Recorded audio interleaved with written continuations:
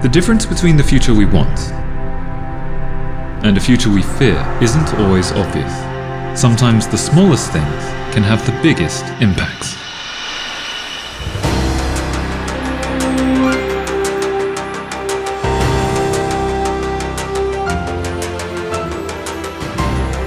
Three-quarters of the world's main food crop types depend on the most unassuming of creatures: animal pollinators. What is animal pollination? It's when an animal carries pollen from the male part of one flower to the female part of the same flower or another flower of the same species. This results in fertilization and the production of fruits and seeds. There are two types of animal pollinators: managed and wild. Managed pollinators include the western and eastern honeybee, as well as some bumble, stingless, and solitary bees. The value of these pollinating heroes to crop production is up to $500 billion every year. Many important cash crops benefit from animal pollination and are leading export products in both developed and developing countries, providing jobs for millions of people.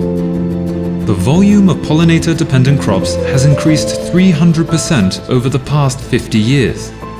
But in Europe and North America, a number of species of pollinators have declined, with some being driven towards extinction. This is a potential threat to millions of jobs and billions of dollars in food.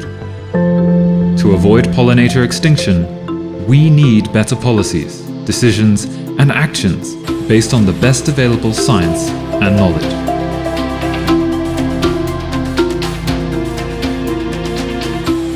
In 2016, the Intergovernmental Science Policy Platform on Biodiversity and Ecosystem Services, IPBES, launched its assessment of pollinators, pollination, and food production, providing critical information for decision makers in government, research, business, and communities around the world. The result of 2 years of work by almost 80 of the top global pollination experts, the IPBES assessment presents the value of pollinators, up-to-date information on their status, trends, threats, and opportunities for better policies and practices. Pollinators are important contributors to world food production and nutritional security.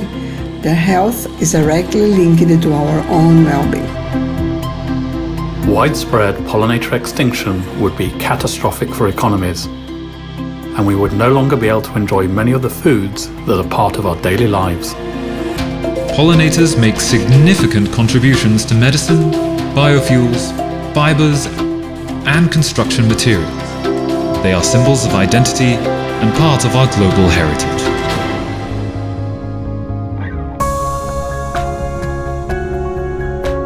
Most pollinators are wild, with more than 20,000 species of wild bees alone. Wild pollinators are almost always important, even when there are high numbers of managed pollinators. But wild pollinator populations are declining in occurrence and diversity in parts of Northwest Europe and North America. However, we lack data on the status of most wild pollinators for the rest of the world. Where IUCN National Red List assessments are available, they often show that more than 40% of bee species may be threatened, with more than 16% of vertebrate populations facing global extinction. Pollinators face a barrage of threats. The good news is that there are many opportunities to reduce risks to pollinators, including actions based on indigenous and local knowledge.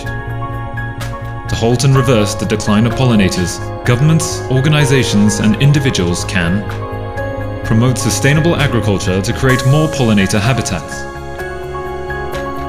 support traditional practices to manage habitats, crop rotation, co-production between science and policy, and indigenous local knowledge. Promote education and the exchange of knowledge between farmers, scientists, industry, communities, and the public. Reduce pollinator exposure to pesticides by reducing their use, and improve bee husbandry, coupled with better regulation of trade and commercial pollination.